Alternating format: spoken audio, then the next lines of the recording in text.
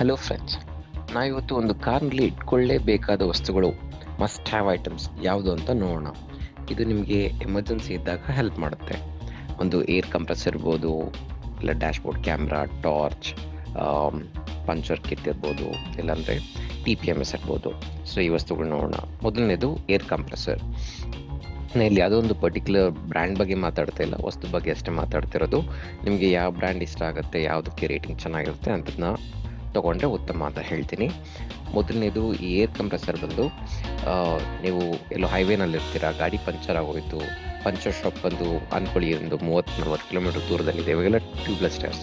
So ಒಂದ್ಸತಿ ಗಾಳಿ ತುಂಬಿಸಿದ್ರೆ at least ನೀವು ವಸ್ತುನ ಮತ್ತೆ ಟ್ರಾವೆಲ್ ಮಾಡಬಹುದು. ಸೊ ಅಂಥ ಟೈಮಲ್ಲಿ ಈ ವಸ್ತು ತುಂಬಾ ಯೂಸ್ ಆಗುತ್ತೆ.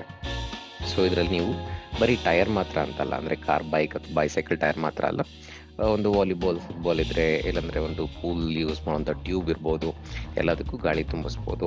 ಸೊ ನಾನು ಯಾವ ಪ್ರಾಡಕ್ಟ್ ಇಟ್ಕೊಂಡಿನಿ, ಇದರಲ್ಲಿ ಒಂದು ಟಾರ್ಚ್ ಕೂಡ ಇದೆ.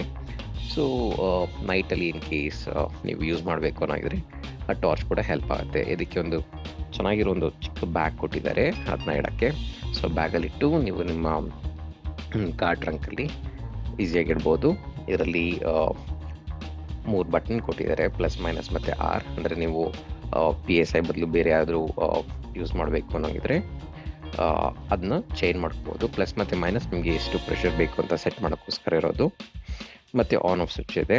ಹಿಂದಗಡೆ ಬಂದು ನಿಮಗೆ ಈ ಆ್ಯಕ್ಚುಲ್ ನಾಸಲ್ ಪೈಪ್ ಇದೆ ಮತ್ತು ಕನೆಕ್ಟರ್ ಇದೆ. ಇದು ಬಂದು ಬೇರೆ ಬೇರೆ ನಾಸಲ್ಸ್ ಕೊಟ್ಟಿದ್ದಾರೆ. ಅಂದರೆ ನೀವು ಒಂದು ವಾಲಿಬಾಲ್ ಅಥವಾ ಫುಟ್ಬಾಲ್ ಯೂಸ್ ಮಾಡ್ತೀರಾ ಅಂದರೆ ಒಂದು ಬೇರೆ ನಾಸಲ್ ಇರುತ್ತೆ, ಬುಲ್ ಟ್ಯೂಬ್ ಯೂಸ್ ಮಾಡೋಂಗಿದ್ರೆ ಬೇರೆ ನಾಸಲ್ ಇರುತ್ತೆ, ಮತ್ತು ಒಂದು ಫ್ಯೂಸ್ ಕೂಡ ಕೊಟ್ಟಿದ್ದಾರೆ. ಇದು ಆ್ಯಕ್ಚುಲ್ ಕನೆಕ್ಟರ್. ಇದು ನಿಮ್ಮ ಟೈರ್ ನಾಸಲ್ಗೆ ಕನೆಕ್ಟ್ ಆಗುತ್ತೆ. ಇದರ ವೈರ್ ಬಂದು ತುಂಬಾ ಉದ್ದ ಕೊಟ್ಟಿದ್ದಾರೆ. ಈ ವೈರ್ಲ ಅಂದರೆ ಚಾರ್ಜಿಂಗ್ ವೈರ್ ಏನಿದೆ, ಇದು ಪವರ್ ವೈರ್, ಇದು ತುಂಬಾ ಉದ್ದ ಕೊಟ್ಟಿದ್ದಾರೆ. ಸೊ ನೀವು ಕಾರ್ಲಿ ಫ್ರಂಟಲ್ಲಿ ನಿಮಗೆ ಚಾರ್ಜಿಂಗ್ ಪೋರ್ಟ್ ಇರುತ್ತಲ್ವ, ಅಲ್ಲಿ ಕನೆಕ್ಟ್ ಮಾಡಿದ್ರು ನಿಮಗೆ 4 ಟೈರ್ಗೆ ಕನೆಕ್ಟ್ ಮಾಡೋಷ್ಟು ಡಿಸ್ಟೆನ್ಸ್, ಅಂದರೆ ಅಷ್ಟು ಉದ್ದ ಕೊಟ್ಟಿದ್ದಾರೆ. ಆ್ಯಕ್ಚುಲ್ ಮೀಟರ್ ಎಷ್ಟು ಉದ್ದ ಇದೆ ಗೊತ್ತಿಲ್ಲ, ಆದರೆ ಲೆಂತ್ ಉದ್ದ ಕೊಟ್ಟಿದ್ದಾರೆ ನೋಡಿ. ಇದನ್ನ ಈ ಥರ ಕನೆಕ್ಟ್ ಮಾಡ್ಬೋದು. ಕನೆಕ್ಟ್ ಮಾಡಿದ್ಮೇಲೆ ನಿಮಗೆ ಇಲ್ಲಿ ಡಿಸ್ಪ್ಲೇ ಆನ್ ಆಗುತ್ತೆ, ಮತ್ತು ಪ್ಲಸ್ ಮೈನಸ್ ಇದೆಯಲ್ಲ, ಅದನ್ನು ಯೂಸ್ ಮಾಡಿಕೊಂಡು ನೀವು ನಿಮಗೆ ಎಷ್ಟು ಪ್ರೆಷರ್ ಬೇಕೋ ಅದನ್ನು ಸೆಟ್ ಮಾಡ್ಬೋದು. ಕಾರಲ್ಲಿ ಎಷ್ಟು ಜನ ಕೂತ್ಕೊಂಡಿರ್ತಾರೆ, ನಿಮಗೆ ಅದರ ಬೇಸಿಸ್ ಮೇಲೆ ನಿಮಗೆ ಎಷ್ಟು ಪ್ರೆಷರ್ ಬೇಕೋ ಅಷ್ಟು ಸೆಟ್ ಮಾಡ್ಬೋದು. ನನಗೆ ಇಲ್ಲಿ 32 ತೋರಿಸ್ತೀನಿ. ನನ್ನ ಕಾರಲ್ಲಿ ನಾನು ಜಸ್ಟ್ 30 ಮಾತ್ರ ಇಟ್ಟಿದ್ದೀನಿ ಸದ್ಯಕ್ಕೆ. ಇಲ್ಲಿ ಒಂದು ಕನೆಕ್ಟರ್ ಇದೆ, ಇದ್ರ ಬಗ್ಗೆ ನಾನು ಆಮೇಲೆ ಮಾತಾಡ್ತೀನಿ. ಅದು TPMS ಸಿಸ್ಟಮ್ ಅದು. ಸೊ ಇದು ಕನೆಕ್ಟ್ ಮಾಡೋದು ತುಂಬ ಈಸಿ. ಇದು ಏನೋ ಕಷ್ಟ ಅಂತ ಏನೂ ಇಲ್ಲ, ನೀವು ಆರಾಮಾಗಿ ಕನೆಕ್ಟ್ ಮಾಡ್ಕೋಬಹುದು.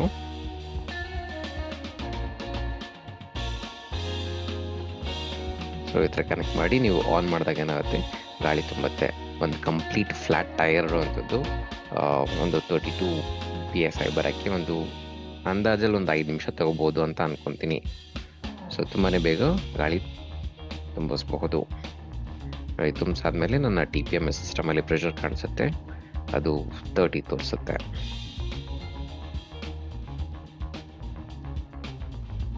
ಇದು ಟಾರ್ಚ್, ಇದು ನಾನು ಹೇಳಿದ್ದು. ಸೊ ನೀವು ನೈಟಲ್ಲಿ ಇನ್ ಕೇಸ್ ಎಲ್ಲೋ ಮತ್ತೆ ಪಂಚರ್ ಆಗ್ತೀರಾ ಅಂದರೆ, ಗಾಳಿ ತುಂಬಿಸ್ತೀರಾ ಅಂದರೆ ಅದನ್ನು ಯೂಸ್ ಮಾಡ್ಬೋದು. ಇದು ಬಂದು ನಾನು ಅಮೆಝಾನಿಂದ ಜಸ್ಟ್ ಒಂದು ಸ್ಕ್ರೀನ್ಶಾಟ್ ತೊಗೊಂಡಿರೋದು. ಆಗಲೇ ಹೇಳಿದಾಗೆ ಯಾವುದೋ ಪರ್ಟಿಕ್ಯುಲರ್ ಬ್ರ್ಯಾಂಡ್ ಬಗ್ಗೆ ಮಾತಾಡ್ತಾ ಇಲ್ಲ, ಇದಕ್ಕೆ ರೇಟಿಂಗ್ ಚೆನ್ನಾಗಿತ್ತು, ಹಾಗಾಗಿ ಸ್ಕ್ರೀನ್ಶಾಟ್ನ ಹಾಕೀನಿ. 2790 ರೂಪಾಯಿ ತೋರಿಸ್ತಾ ಇದೆ. ಆದರೆ ಈ ಥರ ಒಂದು ವಸ್ತು ಇಟ್ಕೊಂಡ್ರೆ ನಿಮಗೆ ತುಂಬಾ ಯೂಸ್ ಆಗುತ್ತೆ. ನೀವು ಮನೇಲಿ ಕೂಡ ಯೂಸ್ ಮಾಡ್ಬೋದು. ಏರ್ ಕಡಿಮೆ ಆದಾಗ ನೀವು ಅದನ್ನ ಮತ್ತೆ ಯೂಸ್ ಮಾಡ್ಬೋದು. ಇದು TPMS ಅಂದರೆ ಟೈರ್ ಪ್ರೆಷರ್ ಮಾನಿಟರಿಂಗ್ ಸಿಸ್ಟಮ್ ಅಂತ. ಸೊ ನಿಮಗೆ ಗಾಡಿ ಪಂಚರ್ ಆದಾಗ ಒಂದ್ಸರಿ ನಮ್ಗೆ ಗೊತ್ತು ಆಗಿರಲ್ಲ ಗಾಡಿ ಪಂಚರ್ ಆಗಿದೆ ಅಂತ, ಪಕ್ಕದ ಗಾಡಿಯವ್ರು ಹೇಳ್ತಾರೆ ಅಲ್ವಾ. ಸೊ ಅವೆಲ್ಲ ಅವಾಯ್ಡ್ ಮಾಡ್ಬೋದು. ಇಲ್ಲಿ ಪ್ರೆಷರ್ ಕಡಿಮೆ ಆಯಿತು ನಮಗೆ ಇದು ಅಲರ್ಟ್ ಮಾಡುತ್ತೆ. ಮತ್ತು ಇದರಲ್ಲಿ ಒಂದು ಚಿಕ್ಕ ಸೋಲಾರ್ ಪ್ಯಾನಲ್ ಕೂಡ ಇದೆ. ಇದು ಚಾರ್ಜ್ ಮಾಡೋದು ಬೇಕಿಲ್ಲ, ಫಸ್ಟ್ ಟೈಮ್ ಮಾತ್ರ ಒಂದು ಸ್ವಲ್ಪ ಚಾರ್ಜ್ ಮಾಡಿದ್ರೆ ಸಾಕು. ನೀವು ಗಾಡಿ ಹೊರಗಡೆ ನಿಲ್ಲಿಸಿದಾಗ, ಬಿಸಿಲು ಬಿದ್ದಾಗ ಯಾವಾಗಲೂ ಚಾರ್ಜ್ ಆಗ್ತಾನೆ ಇರುತ್ತೆ. ನಾನು ತೊಗೊಂಡಾಗಿಂದ ಒಂದ್ಸತಿ ಕೂಡ ಇದನ್ನು ಚಾರ್ಜ್ ಮಾಡಿಲ್ಲ. ಇಲ್ಲಿ FR ಅಂದರೆ ಫ್ರಂಟ್ ರೈಟ್. ಸೊ ಅದೇ ಥರ ಎಲ್ಲ ನೋಸಲ್ಸ್ ಮೇಲೆ ನಿಮಗೆ ಯಾವ ಟೈರ್ ಕನೆಕ್ಟ್ ಮಾಡಬೇಕು ಅಂತ ಇರುತ್ತೆ. ಇದು ರೇರ್ ರೈಟ್, ಇದು ಮತ್ತು ರೇರ್ ಲೆಫ್ಟ್ ಮತ್ತು ಫ್ರಂಟ್ ಲೆಫ್ಟ್ ಕೂಡ ಅದೇ ಥರ ಕನೆಕ್ಟರ್ಸ್ ಬರುತ್ತೆ.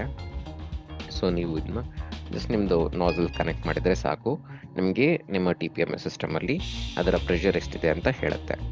ಸೊ ನೀವೊಂದು ಗ್ಯಾಸ್ ಸ್ಟೇಷನ್ಗೆ ಹೋದಾಗ ಅಲ್ಲಿ ಏನು ತೋರಿಸುತ್ತೆ ಅದಕ್ಕಿಂತ +- 1 PSI ಹೆಚ್ಚು ಕಡಿಮೆ ತೋರಿಸ್ಬೋದು. ಆದರೆ ನನ್ನ ಪ್ರಕಾರ ಇದು ಇನ್ನೂ ಆ್ಯಕ್ಯುರೇಟ್ ಆಗಿದೆ ಅಂತ ನನಗನ್ನಿಸ್ತು. ನಾನು ತೊಗೊಂಡಾಗಿಂದ ಇಲ್ಲಿವರೆಗೂ ಏನೂ ತೊಂದರೆ ಆಗಿಲ್ಲ. ನಾನು ಯೂಸ್ ಮಾಡ್ತಿದ್ದು ಸೇಮ್ ಪ್ರಾಡಕ್ಟ್ ಇದು ರೋಬೋ ಸ್ಟೋರ್. 2400 ರುಪೀಸ್ ಇದೆ.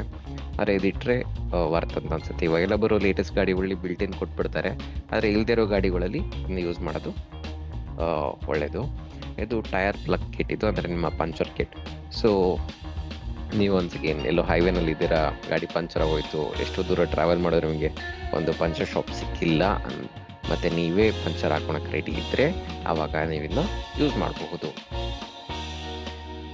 ಇದು ಯೂಸ್ ಮಾಡೋದು ಸ್ವಲ್ಪ ಕಷ್ಟ ಇರ್ಬೋದು, but still if you feel ಮಾಡ್ಕೋಬಹುದು ಅನ್ನೋಗಿದ್ರೆ ಮಾಡ್ಕೋಬೋದು. ಇದು ಕಾಸ್ಟ್ ತುಂಬಾ ಕಡಿಮೆ ಇದೆ. ನಾನು ತೋರಿಸಿರೋ ಅಲ್ಲಿ ಪ್ರಾಡಕ್ಟ್ ಬೇರೆ, ಇದು ಮತ್ತು ಅಮೆಝಾನಿಂದ ಒಂದು ಸ್ಕ್ರೀನ್ಶಾಟ್ ತೆಗ್ದೀನಿ. ಜಸ್ಟ್ 530 ರುಪೀಸ್ ಇದೆ. ಇದರಲ್ಲಿ ಇನ್ನೂ ಜಾಸ್ತಿ ಐಟಮ್ಸ್ ಕೊಟ್ಟಿದ್ದಾರೆ.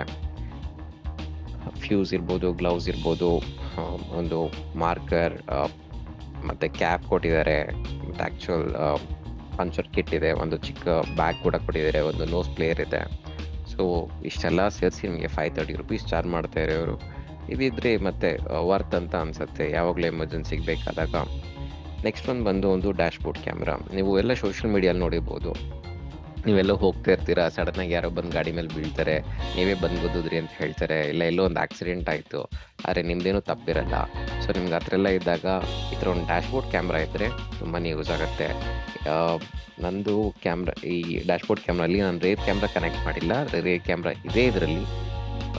ಇಲ್ಲಿ ಫ್ರಂಟ್ ಮಾತ್ರ ರೆಕಾರ್ಡ್ ಆಗೋ ಥರ ನಾನು ಇಟ್ಟಿದ್ದೀನಿ. ನೀವು ರೇರ್ ಕ್ಯಾಮ್ರಾ ಕೂಡ ಕನೆಕ್ಟ್ ಮಾಡ್ಬೋದು. ಸೊ ಫ್ರಂಟ್ ಮತ್ತು ರೇರ್ ಎರಡು ಕೂಡ ಕ್ಯಾಪ್ಚರ್ ಆಗ್ತಾ ಇರುತ್ತೆ. ಲೂಪ್ ರೆಕಾರ್ಡಿಂಗ್ ಇದೆ. ಸೊ ಹಳೇದು ಡಿಲೀಟ್ ಆಗ್ತಾ ಇರುತ್ತೆ, ಹೊಸ ರೆಕಾರ್ಡ್ ಆಗ್ತಾ ಇರುತ್ತೆ. ಅದಕ್ಕೆ ಮೆಮೊರಿ ಕಾರ್ಡ್ ಹಾಕ್ಬಹುದು. ನಾನು ಯೂಸ್ ಮಾಡ್ತಿದ್ದು ಈ ಪ್ರಾಡಕ್ಟ್ ಅಲ್ಲ, ಅಂದರೆ ಈ ಬ್ರ್ಯಾಂಡ್ ಅಲ್ಲ, ಬೇರೆ ಬ್ರ್ಯಾಂಡ್ ಅದು. ಇದು ಮತ್ತು ರೇಟಿಂಗ್ ಜಾಸ್ತಿ ಇದ್ದಿದ್ದು ಯಾವುದಿತ್ತು ಅದನ್ನು ಜಸ್ಟ್ ಇಲ್ಲಿ ತೋರಿಸ್ತೀನಿ, 4000 ರೂಪಾಯಿ. ಸೊ ಈ ಥರ ಇದಿದ್ರೆ ಮತ್ತೆ ವರ್ತ್ ಅಂತ ನನಗನ್ಸುತ್ತೆ. ಸೊ ನೀವು ಡಿಸೈಡ್ ಮಾಡಿ, ನೀವೊಂದು ರೇಟಿಂಗ್ ಯಾವ್ದು ಚೆನ್ನಾಗಿದೆ, ಯಾವ ಬ್ರ್ಯಾಂಡ್ ಚೆನ್ನಾಗಿದೆ ಅದ್ರ ಬೇಸಿಸ್ ಮೇಲೆ ತಗೊಳ್ಳಿ ಅಂತ ಹೇಳ್ತೀನಿ. ಇದರಲ್ಲಿ ನೀವು ನೋಡ್ಬೋದು, ಜಿ ಸೆನ್ಸರ್, ನೈಟ್ ವಿಷನ್ ಇದೆ, ಮೋಷನ್ ಡಿಟೆಕ್ಷನ್ ಇದೆ, ಎಲ್ಲ ಇದೆ. ಕೊನೆಯದಾಗಿ ಒಂದು ಟಾರ್ಚ್. ಎಮರ್ಜೆನ್ಸಿಗೆ ನಿಮಗೆ ಯಾವಾಗ ಏನು ಬೇಕಾಗುತ್ತೆ ಹೇಳೋಕ್ಕಾಗಲ್ಲ. ನಿಮಗೆ ರಾತ್ರಿ ಗಾಡಿಯನ್ನು ಕೆಟ್ಟೋಯ್ತು, ಏನಾಗಿದೆ ಅಂತ ನೋಡೋಕ್ಕೆ, ಇಲ್ಲಾಂದರೆ ಬೇರೆಯವ್ರಿಗೆ ಅಲರ್ಟ್ ಮಾಡೋಕೆ ಅಟ್ಲೀಸ್ಟ್ ಒಂದು ಟಾರ್ಚ್ ಅನ್ನೋದು ಯೂಸ್ ಆಗುತ್ತೆ. ಇದ್ರ ಕಾಸ್ಟ್ಲಿ ತುಂಬ ಜಾಸ್ತಿ ಏನಿರಲ್ಲ. ಒಂದು ಚಿಕ್ಕ ಟಾರ್ಚ್ ನಿಮ್ಮ ಗಾಡೀಲಿದ್ದರೆ ಯಾವಾಗಲೂ ಉತ್ತಮ ಅಂತ ಹೇಳ್ತೀನಿ. ಈ ವಿಡಿಯೋ ನಿಮಗೆ ಇಷ್ಟ ಆಗಿದ್ದರೆ ಲೈಕ್ ಮಾಡಿ, ಶೇರ್ ಮಾಡಿ, ಸಬ್ಸ್ಕ್ರೈಬ್ ಮಾಡಿ. Thank you so much.